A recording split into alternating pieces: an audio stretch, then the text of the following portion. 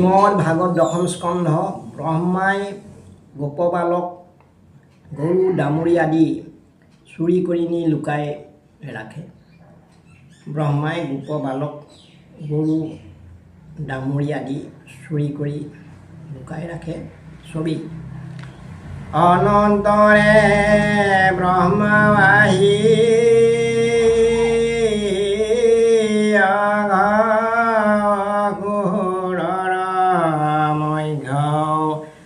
দেখি হুয়া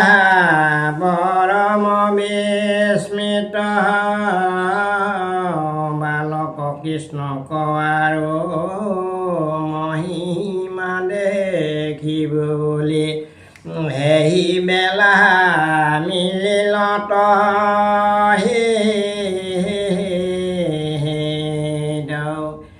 গোৰক্ষ ডামুৰি চুৰি কৰি যোগ বলে প্ৰবন্ধ কৰিয়া লুকাই ধৰিল চাওঁ আৱে কেনমতে কৃষ্ণে খুজি পান্ত বুলি ব্ৰহ্মা নিজ থানে চলি গল ৰাম বনত বিচাৰি যেবে ডামুৰি পাইলা কৃষ্ণে দুনাই আহি নামিল বালিত নিহালন্ত যদুৰায় গোৰক্ষ গোটকে নাই চকু বলা নেকন্দে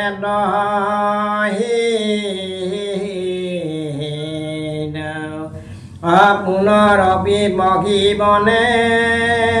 বিচাৰন্ত নাৰায়ণে নেদেখিয়া গোৰক্ষ ডামুৰি হৃদয়ত ধ্যান কৰি দেখ নেজানিলা হৰি ব্ৰহ্মাবাহী নীলা চুৰি কৰি হৰি ৰাম ৰাম ৰাম কৃষ্ণ কৃষ্ণ।